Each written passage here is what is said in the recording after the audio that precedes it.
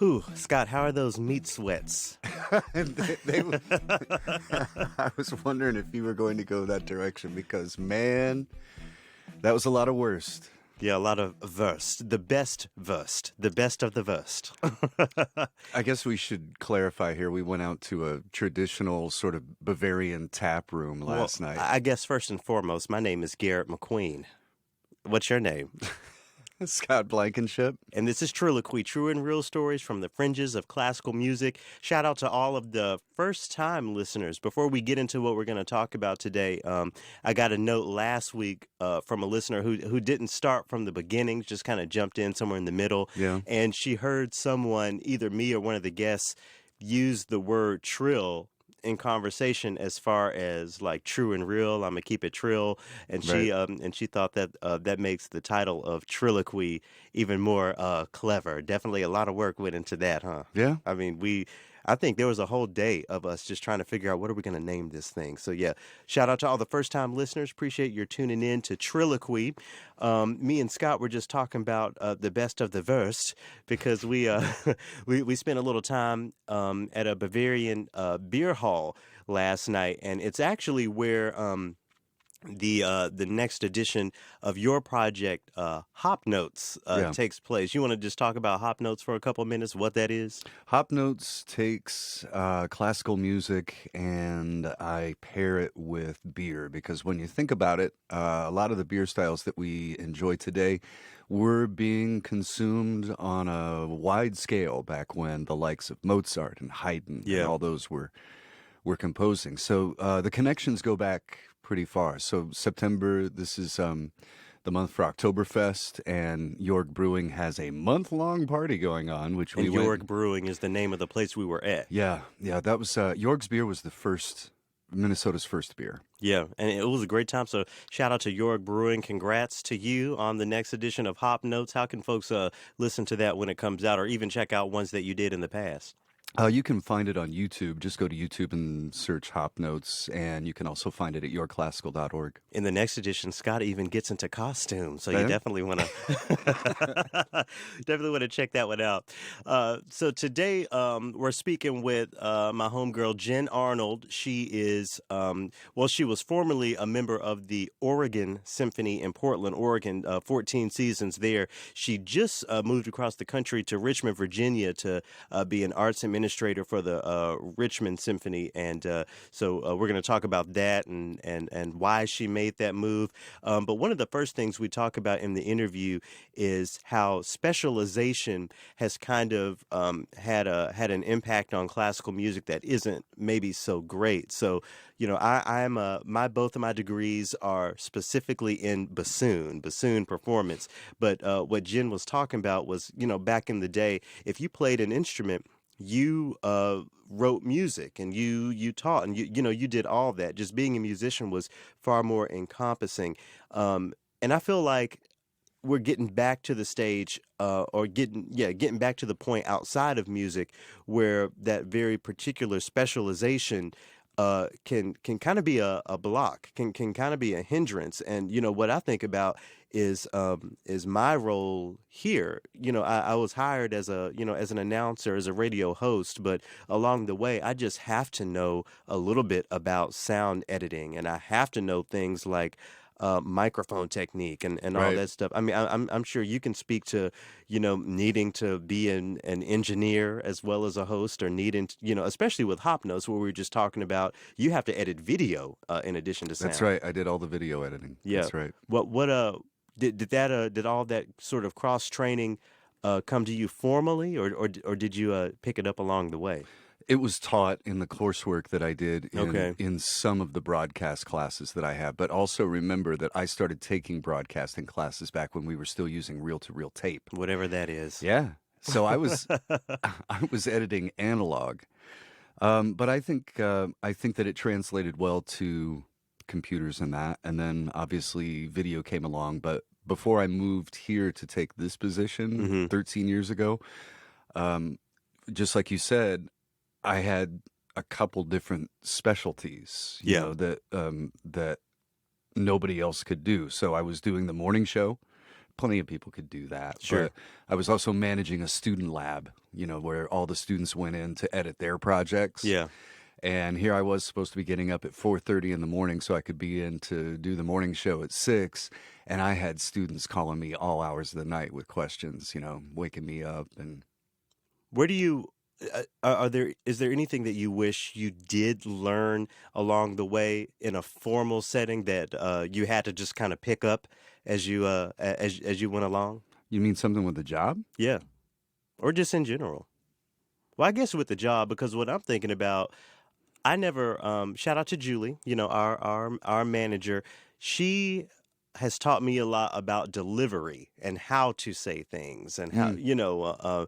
and that's something, I guess, phrasing and that sort of musicianship is something that you learn in music school, and I didn't go to school for radio, but it seems like that seems to be like one of the final challenges for many on-air hosts is really being yourself and Presenting and authentically. and delivering authentically. Do you think there's and you taught radio production. Is there Yeah. a way to teach that or to reinforce that? The biggest thing that you do is you try to find a person's individual strengths, Yeah. and then you train them to play to that strength. There was a shout out to Jihad, one of my students.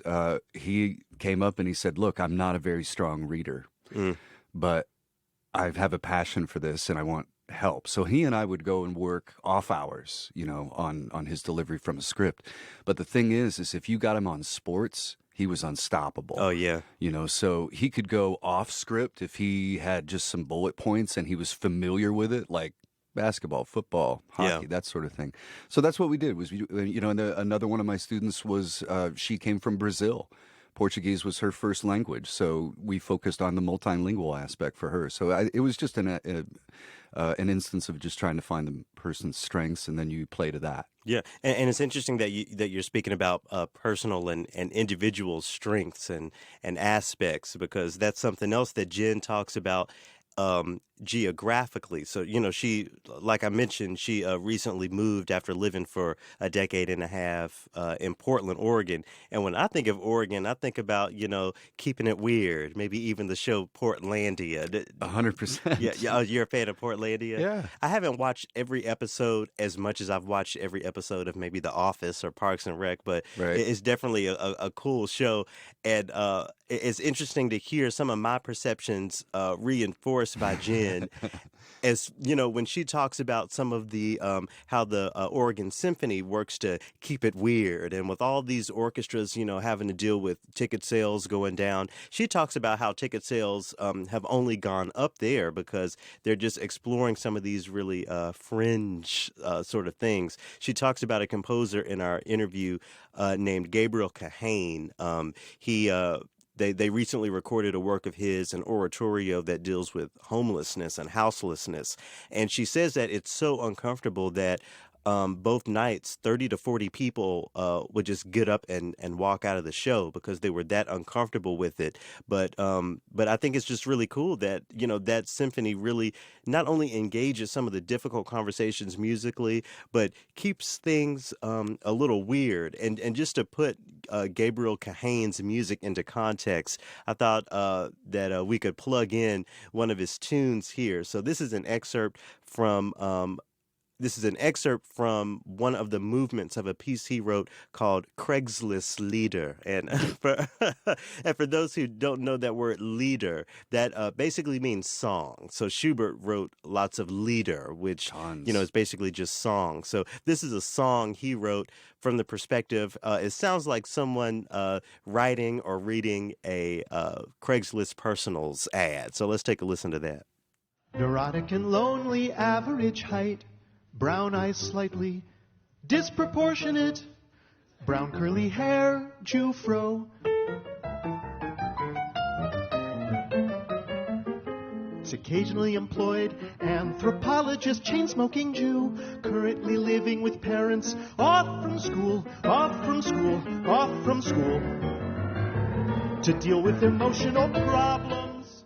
I don't know if that one is exactly one for the casual encounters category or if it was in the M for W or what? I used to. Well, first of all, I see that you're versed in you're versed in Craigslist. I am. I used to go into misconnections Yeah, and those are great. just search black dreadlocks just to see who, like, and there were a couple. I found myself a couple times. Never responded, of course, because you never know who's behind that screen. But shout out to Gabriel Kahane, who you heard there at the piano in that excerpt from a tune he called Craigslist Leader.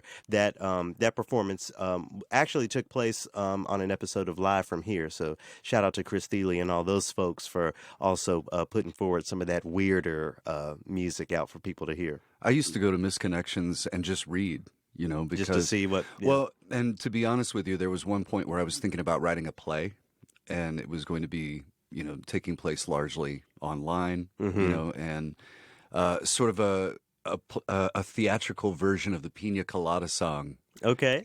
You remember that song? I don't know that one. Okay, so everybody needs to go and listen to the Pina Colada song, because that was a song from the 70s about a couple that's already together. They get bored with one another. They both place a personal ad, and they answer one another's ad, and they show up to meet each other. Okay. Right? All right. Except for in the song, both of them go, "Oh, this is so us. This is so cute." Okay. The And it would Pina Colada never, song. yeah, and it would never go down like that. Oh, yeah, of course not. Yeah. All right. Well, while I look up the Pina Colada song and figure out what that is, we'll take a listen to my conversation with Jen Arnold. Again, this took place at the Gateways Festival. I guess this makes Moving Through Gateways Part 3. Former violist with the Oregon Symphony, current arts administrator with the Richmond Symphony Orchestra in Virginia, Miss Jen Arnold. Did you start on viola? Started on violin. Okay. Yeah. And I always hear about tensions between viola players and violinists because, like, one of my friends, shout out to Rachel down in Knoxville. Right. She said. So she is is a first violin in the orchestra, but she gigs a lot on viola, and she says that she has to make a point to keep it a secret that she's actually a violin player because she'll get some bad looks or she'll get some shade. Well, violists get weird about that, I think, right? Are you weird about that? No, I played both. I think everybody should play both. It used to be people played both. Yeah. Yeah. I mean, but it kind of seems like in that case, the viola is treated as you need extra. Well, I'll go ahead and, it's not respected as much as the violin. Right. I think it's just that, I think for a while it became that, but I think now it's so specialized that, violists are just so great. Violinists are great too, but violists have gotten so much better overall. And I think it's just really specialized, and that can take me into the whole specialization in classical music that I think is ruining classical music. We'll talk about that a little bit. We know in the history of classical music that people were well-rounded. Yeah. People played all types of music, that they played multiple instruments. They could improvise and do all those things. And then came I would say probably between, 1940 and probably 2000. Sure. Where people were really taught to learn one thing. You learn Baroque and you learn it really well. You learn viola, you learn it really well. Not violin and viola. People didn't become doublers in winds anymore, right? Right. They became really specialized at their one thing. And unfortunately, that has made a generation, I don't think it's necessarily my generation, but probably the players before me, a little older. Mm-hmm.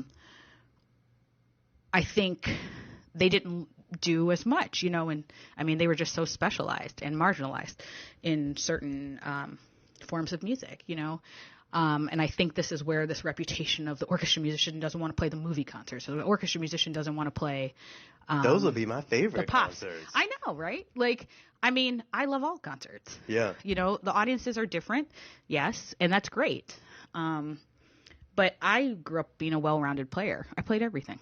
Yeah. I listen to everything. Mm-hmm. And the younger people out there nowadays, they do everything. Oh, it's great. And they're getting back into composing. It used to be back in the day, everybody composed. If you played, you composed. And I think someone was telling me that in conservatories, like in the early 1900s, I guess, everybody had to write compositions to Yeah. graduate, Yeah. you know, and now look at us, you know. I want to shout out Lacolian because for I guess it was my junior recital, he requires everyone to play the Mozart, one of our pieces, one of Right. the bassoon pieces, but we have to write the cadenza. think it's so great. We can't play a pre-written cadenza. Right. And that, I remember that night, late night at the donut shop. I was too young to go to a bar, so we went to the donut shop. Right. And I just scribbled down something, and it ended up being a cadenza, but, that forced me into doing that. Yeah. And all this reminds me of, on your bio on the website of the orchestra you play with, you talk about, or it says that you think a music education is essential. Right. And it seems like when we're talking about how things used to be and how things are now, that music education is at the root of that. Oh, for sure. I was listening to your podcast today and with Lee, your conversation with Lee. Oh, yeah, and yeah. He talks about how it used to be everybody played an instrument. Period, Both yeah. right. I mean, and the piano thing. Like my grandparents, everybody had a piano. Yeah. Everybody did. You just had one. You yeah. did. It might be the bar / piano, but Yeah. it's the piano, and people played it. People were, playing, whether they played it well or not, but they sat down. They knew where middle C was, Yeah. And they'd fiddle around on the piano. I come from a family of musicians. My grandfather was a jazz saxophonist, and he was actually a founder of one of the founding members of the black or the colored musicians union. Yeah. When it used to be separate. And this in is where you're Cleveland. from in Cleveland. Yeah. So I got a lot of things from him as a child. And one of the things that was really he ingrained is that everybody should play, like my aunt played, my dad played jazz piano. He was in a jazz band my whole childhood.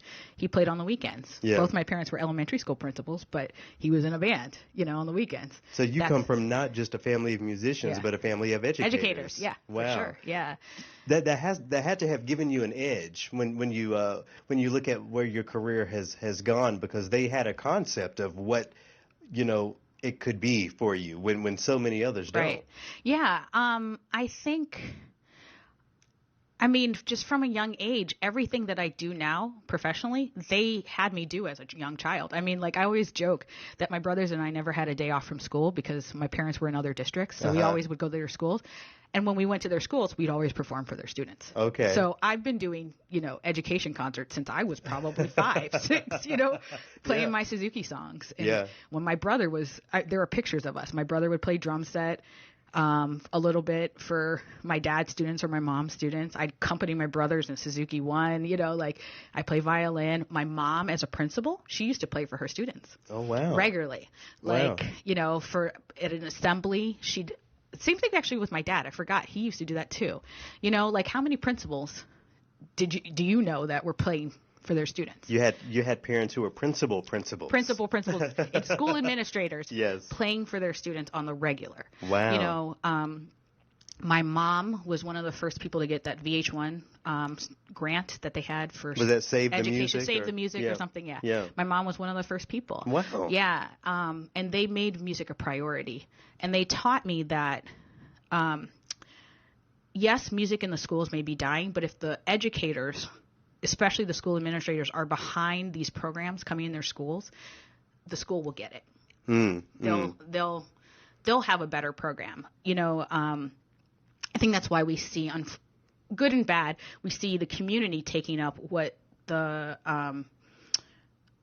cities can't, or the Board of Educations can't. They may not have the funds for music, so we see what nonprofits coming into the schools now, or orchestral musicians becoming Right. teachers, because there are, less music educators in schools. So the community is taking up, the cause.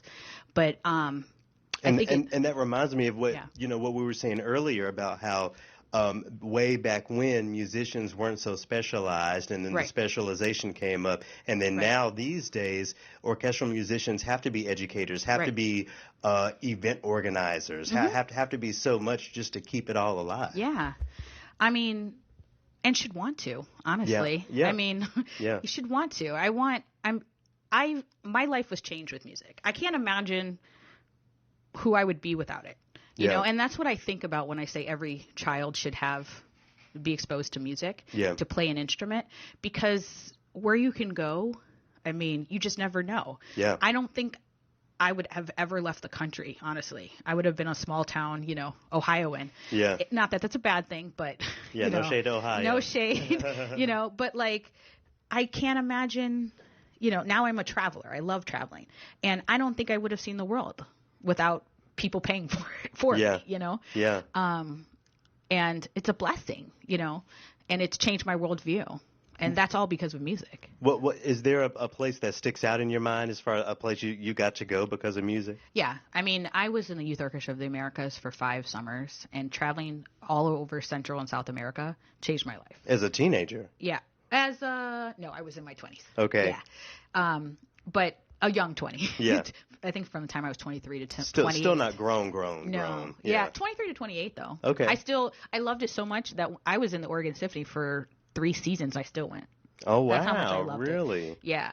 And it changed my life. I mean, the love of classical music in South and Central America is so ingrained, I think, in people, and just the love of music in general. Yeah. You know, I mean, like, it could be 2 a.m. and you hear, you know, salsa in the street or samba in the street or some type of music.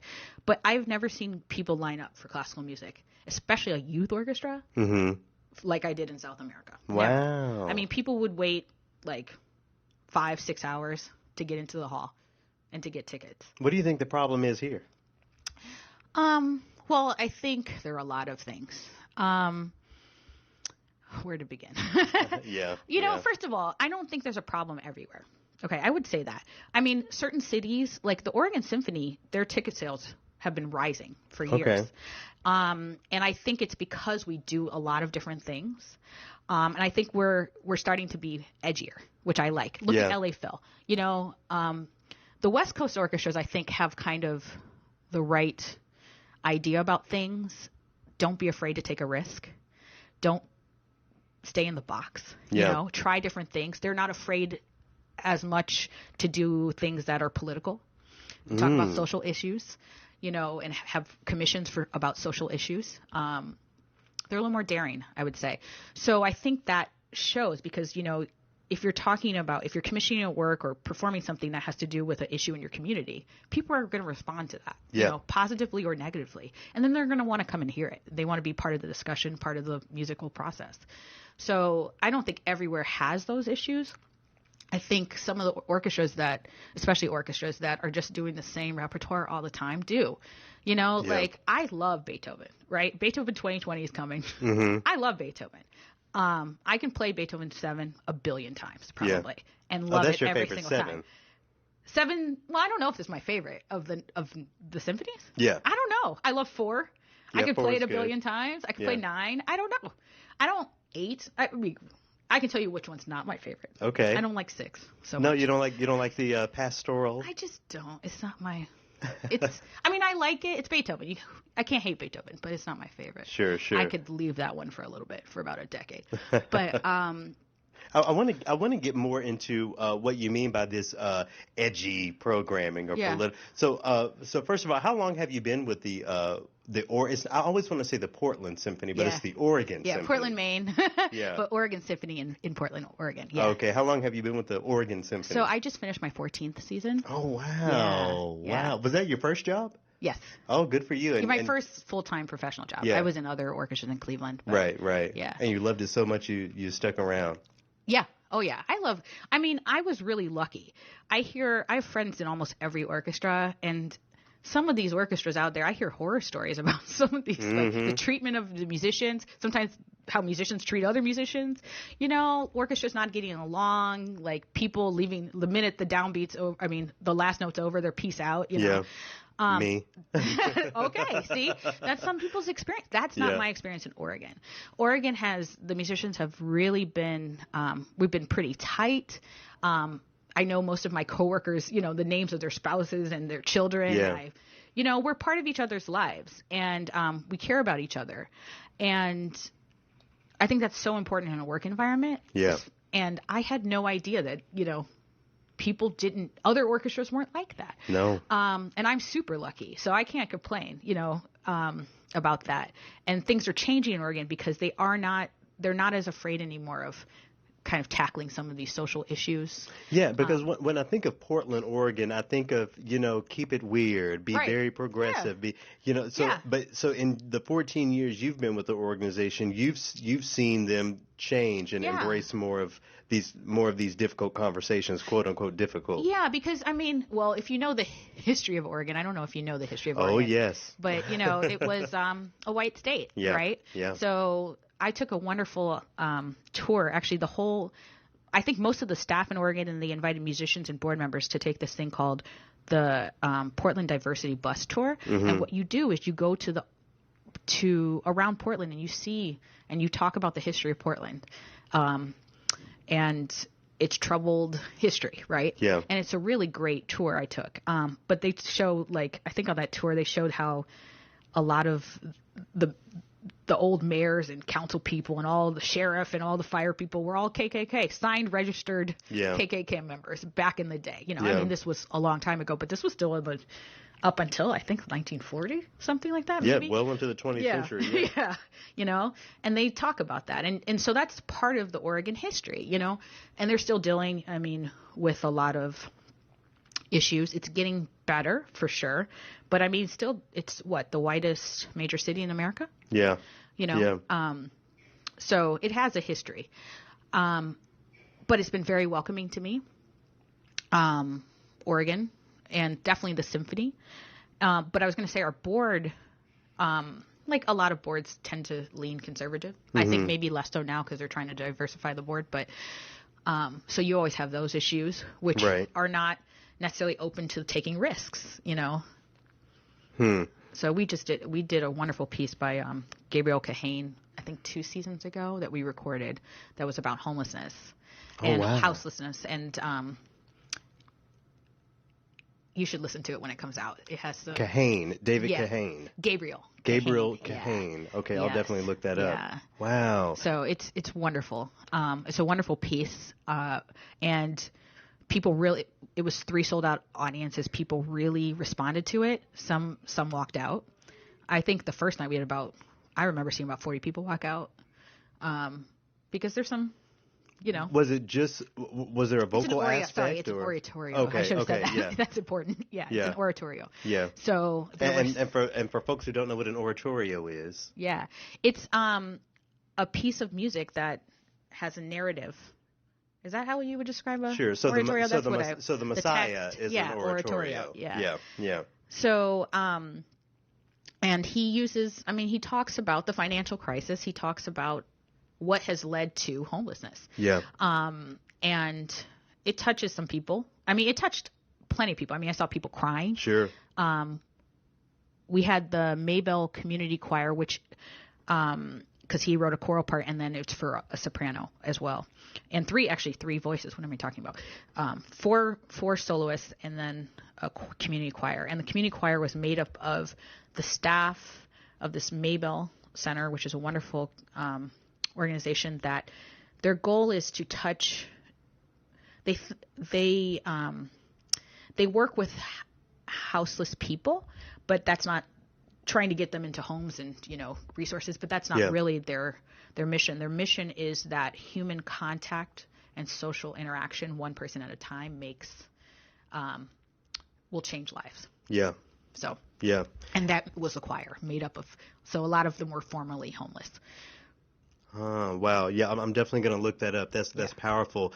And when I think about, the relationship between classical music and the world and music education, like we're talking about, it brings me to Gateways, where we are now. And you talk about being really lucky as far as having a job, playing with an orchestra that feels like a family, that feels like a community. Right. And Gateways feels like that to me. How about you? Oh, for sure. Yeah. It's like you come back and you see all your peeps and you're like, hey, I haven't seen you in 2 years. What's up? What's going on with you? You know? Yeah, no, this is definitely a family. I have to say that, one of the great things about being a black classical musician or a black person in general is that we all have different experiences, right? That's just a human experience. But people like to label, and put us, we're all kind of the same. Black people are always, but we all know we have different experiences. My experience with classical music is that all my black friends were classical musicians. Oh, wow. Okay. So I have a different experience. Like, I know some people, they were the only one. I was not the only one. Yeah. I grew up in a white environment. The suburbs. My parents raised me in the suburbs. And I grew up as one of the only black people in my school my whole life. And that's an interesting upbringing. That's a whole other podcast conversation. Yeah. But for me, all my interactions outside of my family interactions were with black people were with musicians. So my first friends, Larissa Payton Stevens, one of my best friends from my childhood, love her. She started violin with me, and it was like that my whole life. Like I had my Interlochen group of friends that some of them play here. We had like a black clique at Interlochen. Yeah. Things like that. Every camp I went to, NOI, same thing. We had a little black clique, like those were my classical musicians were always my black group of friends, actually. So how do you traverse the conversation of exposing new black audiences to classical music when black classical musicians is just such a normal part of your upbringing? Of my life, exactly. Yeah. Well, I actually try to tell people that. Like, for me, it wasn't a rare occurrence. It shouldn't be a rare occurrence, right? I mean, I teach at Sphinx Performance Academy in the summer, and it's Black and Latinx students. Where it's a mix of kids. It's like there are kids who have never experienced other people of color with them. And then there are a whole bunch of kids that they come from environments where they might be at a majority black school or something. And they have band, they have orchestra, like they're used to it. So, like I said, I try to come at it as, I guess I would say that this music is for you. We've always been here. How can we make you feel comfortable? That kind of thing. Because this music is for everyone. And I think it's time we take ownership and we encourage audiences, especially black audiences, to take ownership of, I belong here, in this concert hall or outside of the wherever it makes you feel comfortable. Yeah. But don't feel uncomfortable because you belong here just as much as anybody else. Yeah, absolutely. But I think about the people who, did grow up as the only ones, and even today they work and they're the only ones and they're the only black person in their orchestra, and then you come here to Gateways where everyone is black. Right. How do you perceive the difference in those two experiences, yours versus the person that really does live in that world of, wow, I'm the only one? For me, I know that I've had friends who come from primarily black environments that have definitely felt uncomfortable in the white space of orchestra. Okay. In their jobs, in their trying to get a job. And that has been a huge issue for them to navigate that. I think it's something I just don't understand because I have always navigated many different worlds comfortably because I grew up in a different world. Like when you grow up in a white space, you learn how to navigate early on, I mean, from preschool. Right. So for me, it was never uncomfortable. I shouldn't say that. I mean, there have been uncomfortable moments where people have said crazy racist stuff, Yeah. But I've always navigated comfortably. So I do understand when people don't. So for them, this is a huge experience coming to Gateways. Yeah. Yeah. It's a huge different experience for them. For me, it's more of a family experience. Like it's great to see people, Yeah, but it's so much more than that for you because you're on the artistic programs committee. So you are a part. You're one of the people that keep Gateways going. Right. What inspired you to take a larger role than just musician? Well, I don't know if you know this, but I have a new job coming in September. Oh, what's that? I just got hired for a new job. I'm going to be the director of artistic planning and orchestral operations for Richmond Symphony. Oh, wait. So are you moving across the country? Yes, I've already packed my pod and it's being shipped. You're leaving Oregon. Yeah. So for a long time, I've actually, because of my time on the artistic planning, what do we call it in Oregon? I can't even remember what it's called right now, but the AAC, Artistic Advisory Committee. and some other things I've done. I've been actually interested in artistic planning and programming for many, many years. And I've been adding to my resume, trying to just gain more skills in arts administration so that I could have a planning career. So joining this programming committee helps, with that. And it lets me do what I have a passion for. Yeah. And when we have this retreat, I guess, after this conference. Yeah, after Gateways. Yeah. So I mean, we have this retreat, and I'm looking forward to see what we're talking about for next year or the year after, and letting my creative juices flow and everything. So you're leaving the stage reminds me of my story, of so many other people's story. What is there difficulty there for you to think about? I mean, I hate to. Of course, you will.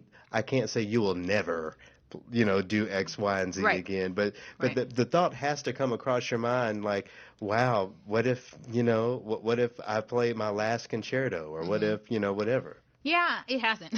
Okay. But mostly because I talk about this with my friends, that I actually think that even though I probably had one of the most quote unquote normal track history with classical music. I started at Cleveland Institute of Music at a young age, had some of the best teachers my whole life, went to the right summer camps, did all the things. I was a scholarship kid, but I had the tracking, the pipeline. So even though there was that, I always had an element of being outside of what normal classical musicians did. Yeah. I was improvising when I was a kid. I played all the time. I played everywhere, in different types of things. I started earning money at a young age. So that brings me back to, like, I think that Black classical musicians are never really in the box. We've always had multiple things going on. Sure. Because we've had to, honestly. Yeah. And I think this is just another aspect of that. I have a ton of interests, and I'm sure you do. I know you do too, So music has always been one of my interests, and viola has been one of my interests, but not my only interest. So music will never, the playing aspect will never leave. I want to play more in service to my community. Yeah. I've done a lot of that in Oregon, and I want to keep that part of it up. But playing for money necessarily isn't, I'm not rich, so, it might, I might need to do a gig here or there or something like that. But that's not I've done that for 20 years. Yeah. Maybe more than that. More than that, actually. But I'm only 21, so I don't know how that's possible. Me too. Right. I have other goals in life. And right now, my passion is working for artists, making their lives better, easier, but also I just got to the point where I was tired of talking about diversity in classical music and all of us talking about the same thing, but not being in these positions where we can make any sort of change. Yeah. And so I started pursuing a position or in the business where I could be making the change. Yeah. And you use the word diversity a lot, and you mentioned the pipeline.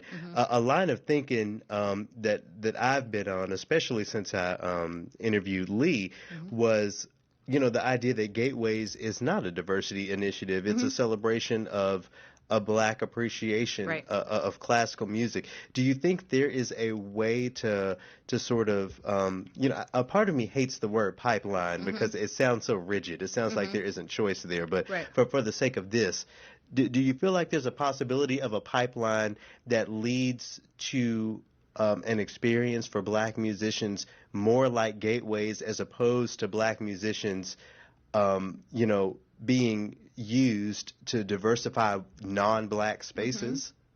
Yeah, I think we have to be in running our own things. Yeah.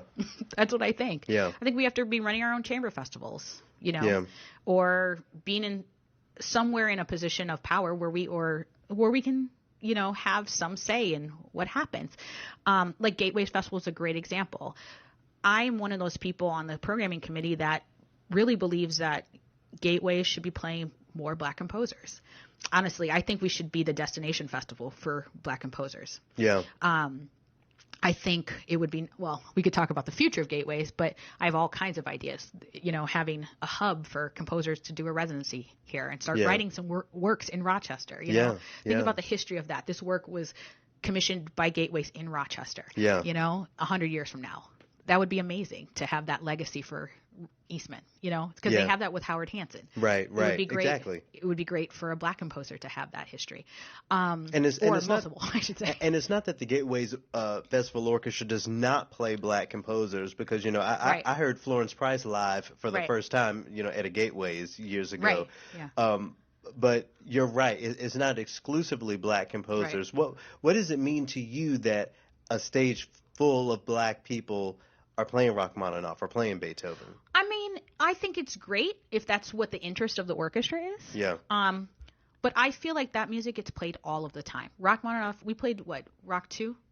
2 years ago, the piano. Yeah, I think it was piano the second. I love that piece. It's a favorite. Yeah, it's great. And I do believe audiences should be exposed to great works like that, But I also believe that we have a duty to promote our own work.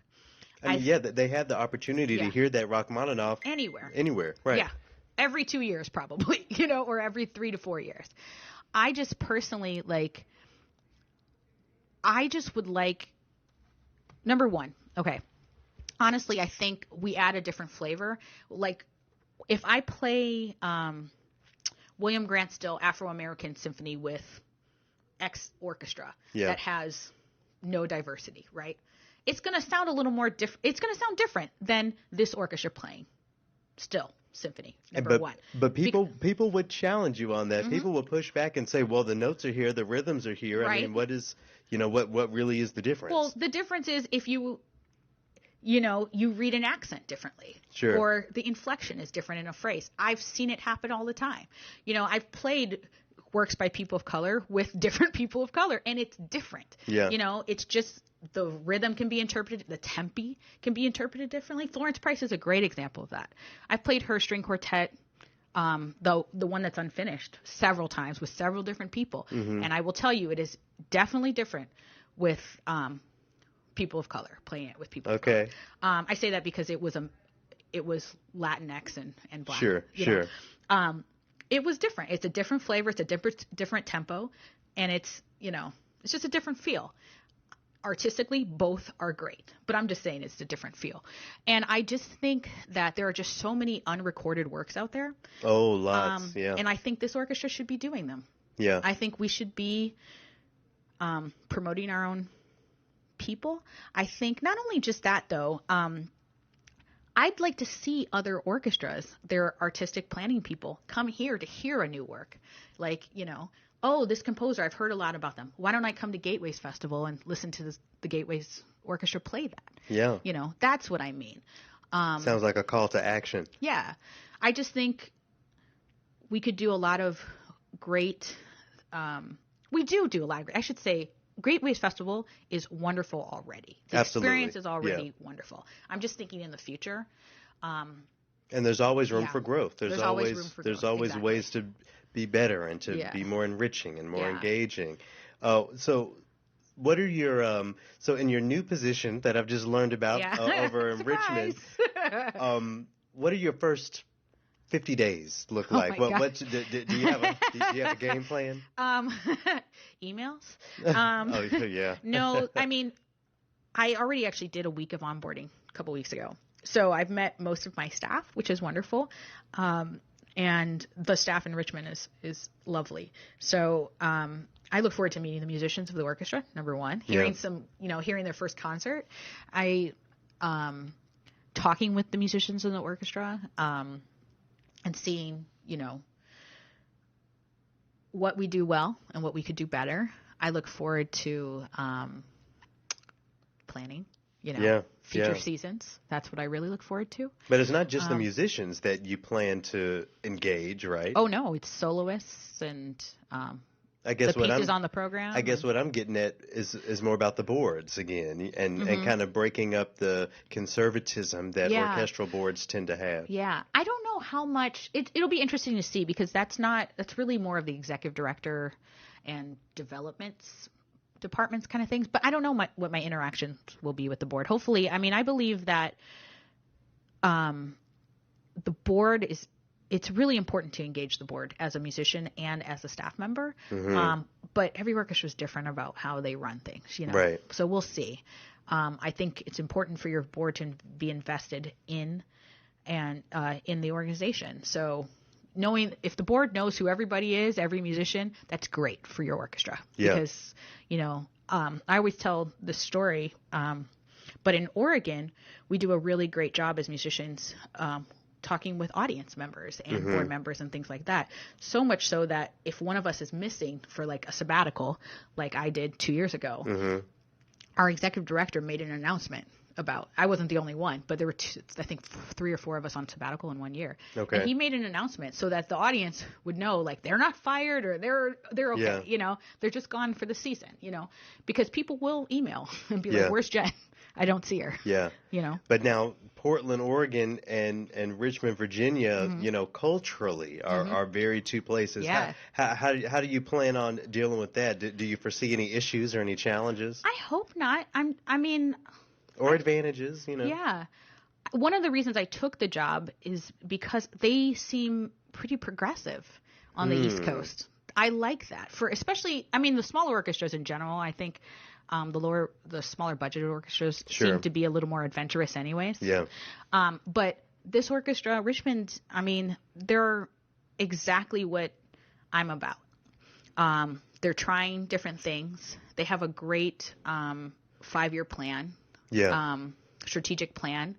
They're actually really trying to make a difference, not only with programming and hiring of artists, but also in their community. I like orchestras that do a lot of community engagement work. And I like orchestras that the musicians like doing the community engagement work, and they do a lot of great things. So that's who I want to work for, people who really believe that music is vital to people's lives, no matter what type of music. It's certainly been vital to my life, and so many more people. Before I let you go, so now that you're going into, the offices and the boardrooms of classical music, I have to ask you about the Baltimore Symphony situation. So as we speak now, that it's all still a mess, and what is your opinion, or what is your take on that situation? My take on that situation. I have a lot of thoughts. I guess and if I can just throw something out, my main thought was how it's problematic to seek the help of a community that you didn't engage when things were fine. Right. There's a lot of different things I think about that. Number one, I think the community you're talking about, Baltimore. I had to look this up because I've been following the Baltimore lockout. Baltimore is like 70% black, right? But it doesn't seem like that is reflected. And I don't even mean just as musicians in the Baltimore Symphony, but anywhere in the organization.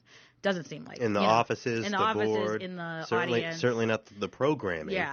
Yeah, the programming, any of that. So there is the Orc Kids program, which is doing really well. Yeah. But I just find it, that's something that needs to be talked about. And I don't know if that conversation's happening. Yeah. And I think, that said, lockouts are horrible.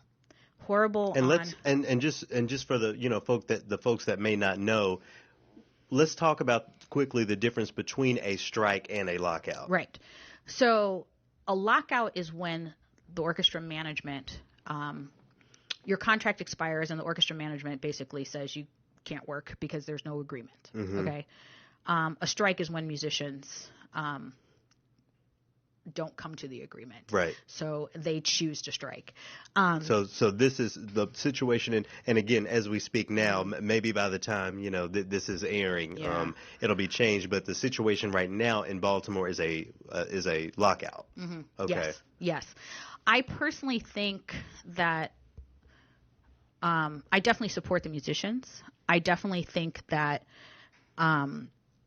locking out musicians is not the right way to go.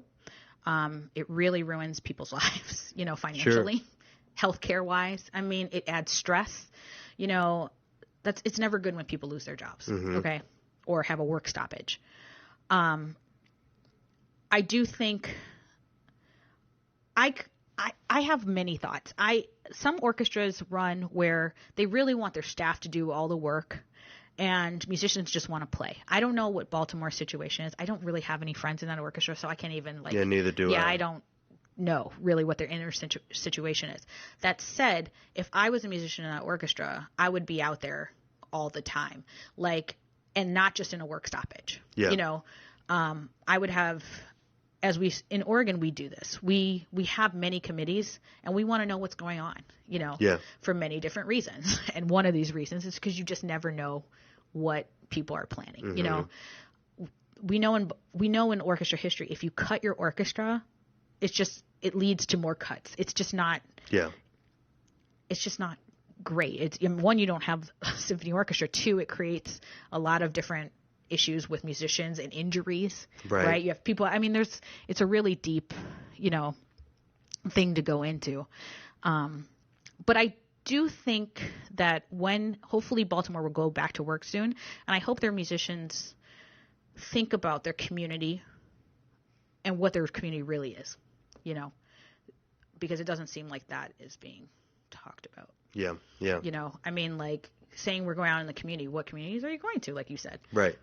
How are you engaging those communities? And that's the only reason I was wagging my finger at the musicians is that, you know, it seems like it's just all too late now. All of this work that could have been done, and even me, you know, as an orchestral musician, maybe I wasn't personally engaging the community as much in that regard, but I definitely understood what the community was and who these people were and how we could engage them. Right. I don't know, it just feels like a missed opportunity to me. And like I said, I hope by the time this airs, they're doing fine. But as of right now, it just seems like they should have been. You know, you can say that all day. But. Yeah, but it seems from the outside, like I said, I'm on the outside, that their staff, it seems just like they leave it to the staff to handle. Yeah. So maybe that can enter the conversation in the future, that musicians are really proactive about, wait, we want to be in this community. We want to engage with this community. We should be, we want to, how can we? Yeah. And then again, to, you know, bring it back full circle, we can't just be musicians. We have to be so much more. We have to be multifaceted, especially those of us with a little melanin, because there are other issues that we have to deal with outside of, you know, the strict music business of it all. So for people who want to, you know, keep up with what you're doing or learn more about the work you're going to be doing with the Richmond Symphony, how can they find out about you or find out about that? I guess follow me on Twitter. Okay, what's your Twitter? That's like my real social media. I don't do Facebook. Facebook is the devil. I'm at 24 Carat Viola. 24 Carat Viola. Yes. Is there some gold on your viola? There is not. Okay. Except for the notes that come out of it. Oh, yes. Amen. Amen. Well, Jen, thank you so much. Thank you. Jennifer Arnold in conversation with Garrett McQueen here on TRILLOQUY. Garrett, can I just say one thing about the homelessness project that she said that she worked on? Sure. Now, I think it says a lot that people got up and walked out, right? Okay, so it was obviously hitting on some level that they felt like they needed to get away from it. Fight or flight, right? Right. Either they didn't understand it or this isn't for me or whatever it is. Walking out on something like that, people who say, I'm going to take a break from the news for a little while, that's a form of privilege, okay, to be able to do that. So before you get up and walk out of something like this, just check your privilege for a moment and remember there's some people that can't walk away from what you're about to walk away from. I don't know if you remember my relationship with that topic of escaping the news as it applies to my job here. One of my very early temper tantrums was that we were expected to put together a feature of music to get away from the news, you know, back in the midterm election cycle. And I made it very clear why I did not want to take a part of that participate in that project, because we should never, you can't do it if you're affected by things in the news, and B, I hate to see that for classical music to be used as an excuse to escape. So yeah, same. what Gabriel Kahane is doing in collaboration with the Oregon Symphony in that regard is some really phenomenal stuff. A part of me, it kind of makes me a little sad to hear that Jen is leaving that group, but she's on to do some of the important work. I have other friends in the Oregon Symphony, so I'll be sure to visit them. Have you ever been to Portland, by the way? No, the closest I've been is Seattle. Yeah. See, I've only just had a layover flight in Seattle, but maybe we ought to plan a trip over to Portland sometime. We could smoke all the legal weed we want. Well, I'll have to take out a mortgage on my house for it to be able to afford the trip. But Well, all it right, can we'll be go. pricey. But Yeah. if we do make it, we can also drink pina coladas and get caught in the rain, right? That seems like something that can happen in Portland. Right, go and listen to Escape, Escape, the Pina Colada song. Yeah, it's a cool tune. All right, so no pina coladas next time on TRILLOQUY, but I do get to speak with Melanie Dodson. She hosts the morning concert down at WUOT, my former stomping ground. So on the next Opus of TRILLOQUY, Scott, we'll both kind of talk about our old stomping grounds and how we got here. And I'll speak with Melanie. She's taught me a lot, and when we talk about having a seat at the table, being in the room and getting these different perspectives, she really taught me a lot and opened my eyes to the discussion of gender equity specifically in classical music. So we talk a lot about women composers, why some men feel like their art is under attack because we're trying to focus more on women these days, and all that sort of thing. It'll also be their pledge drive or their membership drive shout out. So we'll also next time, Scott, talk a little bit about our experiences with membership drives. I like that smirk on your face. You're thinking of something. I am. It's coming up next time on TRILLOQUY.